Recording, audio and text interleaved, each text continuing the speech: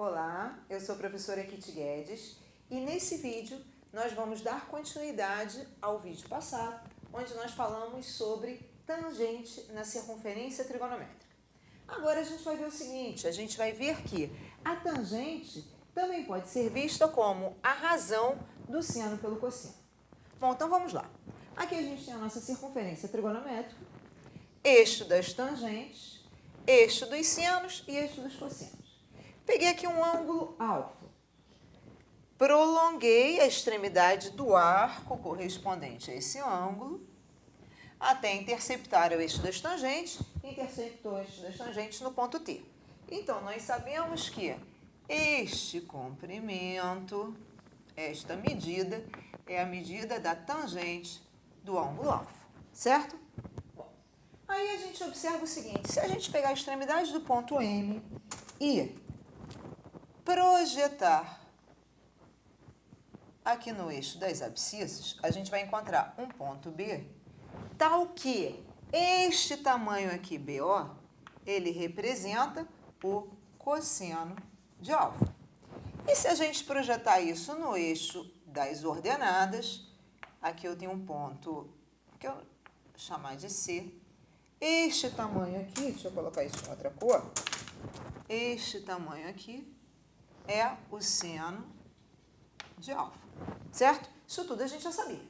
Bom, aí eu vou fazer o seguinte, olha, observe que este triângulo aqui, que é o triângulo OBM, ele é um triângulo retângulo. E ele é semelhante a esse triângulo grande aqui, ó, ao triângulo OAT. Esse triângulo grande aqui, que é o triângulo OAT. Eles são semelhantes. Por que eles são semelhantes? Eles têm um ângulo em comum, que é o ângulo alfa. Os dois triângulos são retângulos, então tem um segundo ângulo que é congruente. Consequentemente, o terceiro ângulo também tem que ser congruente. Não é isso? Então, por essa semelhança entre esse triângulo pequeno, que é o triângulo OBM, e esse triângulo grande, que é o triângulo OAT, a gente vai ter o seguinte. Eu vou pegar o lado BO, que é o cateto adjacente ao ângulo alfa, está para o lado BM, que é o cateto oposto ao ângulo alfa no triângulo pequeno, assim como o lado OA, que é o cateto adjacente ao ângulo alfa no grande, está para o lado AT, que é o cateto oposto ao ângulo alfa no triângulo grande, tá? Então, vamos lá. A gente está trabalhando aqui com dois triângulos. A gente está trabalhando com o triângulo OBM, e a gente está trabalhando com o triângulo, que eu vou fazer aqui nessa outra cor, que eu fiz lá no verde, com o triângulo OAT. Então, por semelhança, a gente tem no triângulo OBM, BO está para BM, assim como no triângulo retângulo grande, OA, ou AO, para ficar no mesmo sentido, assim como OA está para AT. Certo? Isso foi semelhança de triângulos. Beleza. Agora vamos substituir os valores. Quem é BO? BO é o cosseno de alfa.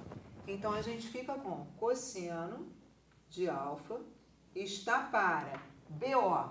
Quem é BO não, perdão, BM. Quem é BM? Ó, BM, que é esse tamanho aqui, ele é o seno de alfa. Então, cosseno de alfa sobre seno de alfa vai ser igual a AO. Olha só, AO. Quem é AO? AO é 1, porque é o raio da circunferência trigonométrica. Então, assim como 1 está para AT. Quem é AT? AT é a tangente de alfa. Olha só o que nós chegamos. Cosseno de alfa sobre seno de alfa é igual a 1 sobre tangente de alfa. Se a gente inverter os dois membros dessa igualdade, a gente fica com tangente de alfa igual a seno alfa sobre cosseno alfa. Que era exatamente o que a gente queria mostrar. Claro que a gente só pode falar nisso na tangente do alfa como seno sobre cosseno, se o cosseno de alfa for diferente de zero. né? Claro, porque a gente não pode trabalhar com esse denominador zero, não é isso? Então, claro que aqui está implícito que o cosseno de alfa tem que ser diferente de zero. Portanto, o alfa tem que ser diferente de n vezes π, né? N vezes π, que são os arcos cujo cosseno é nulo, certo? Isso aqui que a gente mostrou foi trabalhando com o alfa pertencente ao primeiro quadrante. Aqui o alfa pertence ao primeiro quadrante. Se a gente quisesse, por exemplo, mostrar que no terceiro quadrante isso também é verdade, é simples. Por quê? Aqui no terceiro quadrante, né, a gente já viu que os arcos do terceiro quadrante têm suas tangentes iguais aos arcos correspondentes do primeiro quadrante. Não é isso? Então, a partir do momento que a gente mostrou para o primeiro quadrante, automaticamente está mostrado para o terceiro quadrante também, certo? Mas agora a gente precisa mostrar que se o arco for do segundo quadrante ou do quarto quadrante, porque eles vão ter a mesma tangente, essa relação também é válida. Então, vamos lá. Agora a gente vai pegar, então, um arco alfa, que está aqui no segundo quadrante, cuja extremidade é o ponto N. Para a gente encontrar, então, a tangente desse arco alfa, a gente prolongou até encontrar o eixo das tangentes. E aí, esse valor aqui, vamos colocar as mesmas cores, esse valor aqui é a tangente de alfa, certo? Aí, se a gente pegar, vamos colocar aqui, esse é ponto M, se a gente pegar a extremidade do ponto desse arco, né, aqui o ponto M, e projetar isso no eixo dos cossenos, esse tamanho aqui vai ser o cosseno de alfa. Observe que o cosseno de alfa é um valor negativo, assim como a tangente do alfa é um valor negativo. Beleza. Esse cateto aqui vertical é o seno de alfa, né? Porque se a gente projetar aqui, aqui é o seno de alfa, que é positivo, então esse valor aqui é o seno de alfa. E aí eu agora vou trabalhar com este triângulo retângulo aqui. Triângulo retângulo esse, que eu rasturei em rosa, que é semelhante a esse triângulo retângulo de cá, ó. Esse triângulo retângulo aqui grande. Por que que eles são semelhantes? Bom, esses dois ângulos são opostos pelo vértice. Ângulos opostos pelo vértice são congruentes. Então, eu já tenho aqui dois ângulos que são congruentes e os dois triângulos são retângulos. Consequentemente, o terceiro ângulo tem que ser o mesmo nos dois. Então, de fato, esses dois triângulos retângulos são semelhantes. Então, vamos fazer a semelhança dos triângulos. Eu terei o seno de alfa, que é o cateto oposto a esse ângulo aqui que eu marquei, seno de alfa, que é o cateto oposto a esse ângulo no triângulo rosa, está para o cateto adjacente a esse ângulo no triângulo rosa, que é o cosseno de alfa. Ah, tem um detalhe aqui, hein? Olha só, seno de alfa tudo bem, porque o seno de alfa é positivo. Mas aqui, na realidade, eu não posso pegar esse cosseno de alfa puro. Por quê? Esse cosseno de alfa é negativo. Se esse cosseno de alfa é negativo, na hora que eu faço a semelhança de triângulo, eu tenho que pegar a medida desse lado. Portanto, eu terei que pegar esse cosseno de alfa em módulo, para que fique positivo. Isso vai ser igual a, vou para o triângulo retângulo verde. A gente começou pegando o cateto oposto ao ângulo, né?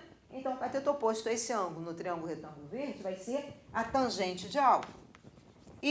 Mas espera aí, a tangente de alfa aqui é negativa.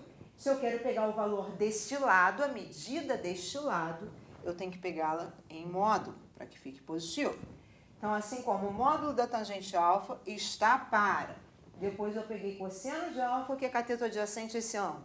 Então, aqui eu vou ter que pegar cateto adjacente a esse ângulo, que é 1, porque é o raio da circunferência. Então, está para 1. Certo?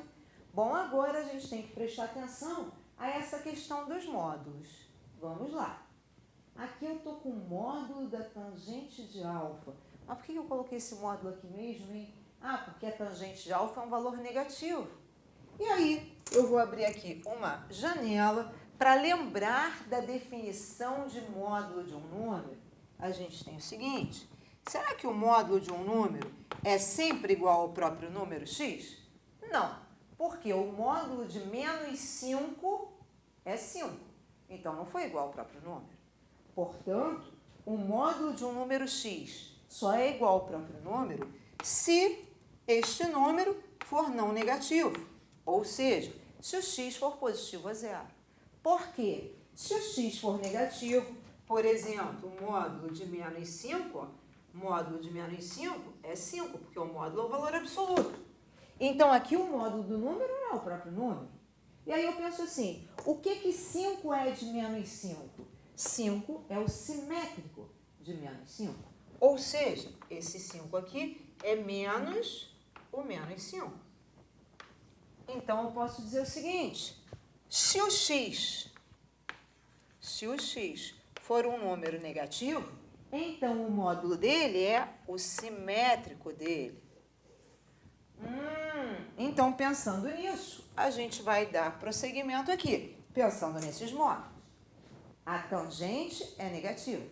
Se aqui dentro eu tenho um número negativo, o módulo desse número negativo vai ser o simétrico dele. Portanto, o módulo da tangente de alfa aqui vai ser menos tangente de alfa.